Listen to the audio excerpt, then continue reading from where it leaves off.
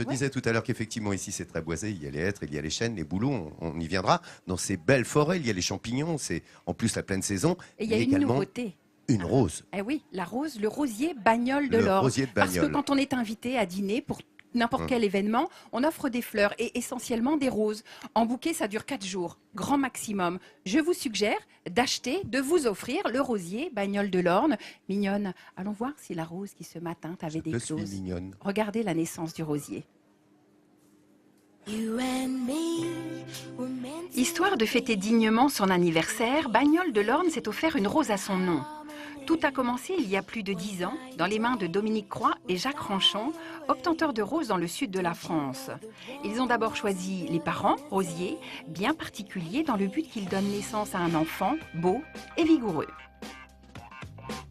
Le rosier mère va donner la végétation à la vigueur et le rosier père, c'est-à-dire le pollen qu'on va apporter sur le rosier mère, va donner en gros la forme de la fleur, la couleur et le parfum.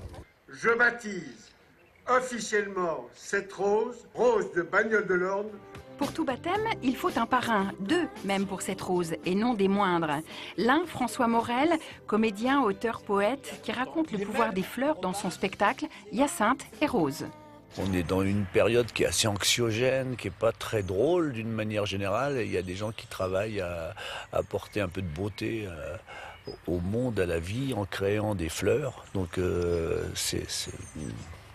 c'est tout ce qui nous réunit, tout ce qui peut faire qu'on va un peu tendre vers le bonheur ou vers quelque chose d'un peu plus heureux, quoi.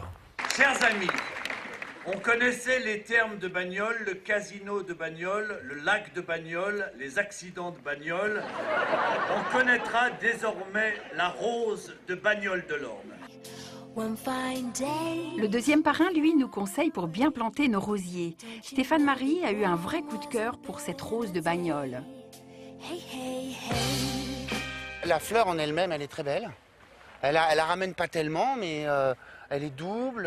Elle se défait joliment en froufroutant comme ça en son cœur. On voit quelques étamines. Et ce que j'apprécie particulièrement, c'est la couleur du feuillage.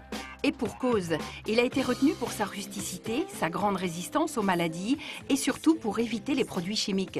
Pour l'instant, on n'a jamais traité, donc c'est quand même bien un signe. Et il a une fleur très, très prolifique, il fleurit constamment. Et tardivement. Oui, il refleurit jusqu'à l'automne, jusqu'au mois de novembre à peu près. La ville de Bagnole de l'Orne a fêté son centenaire en diffusant ce rosier. Une fleur solidaire, car des royalties sont reversées sur chaque vente au magazine Rose pour la lutte contre le cancer. Magnifique ce rosier, Ouais, il est beau. retenu pour sa rusticité. C'est un rosier qui, à mon avis, n'aura pas besoin de traitement. Il est disponible, vous pouvez l'acheter maintenant où que vous soyez. C'est D'accord. par correspondance, c'est pratique pour les gens qui sont à l'autre bout de la France. Et puis ce qui m'a beaucoup touché moi dans cette opération, c'est que tous les bénéfices que fait la ville de Bagnole de l'Orne, puisqu'il est déposé, sont reversés au magazine Rose, au profit de ce magazine qui est distribué gratuitement aux femmes qui luttent de près ou de loin contre un cancer. Bien Quand je sûr. dis de loin, c'est qu'il y a des rémissions et c'est tant mieux. Voilà. Merci, Donc, en tous les cas, c'est achetez-le une maintenant. belle initiative. Merci Sophie d'en parler. Bravo à Bagnole. Bravo pour l'initiative. Voilà, c'est une très très belle idée. Merci beaucoup Sophie Bernard.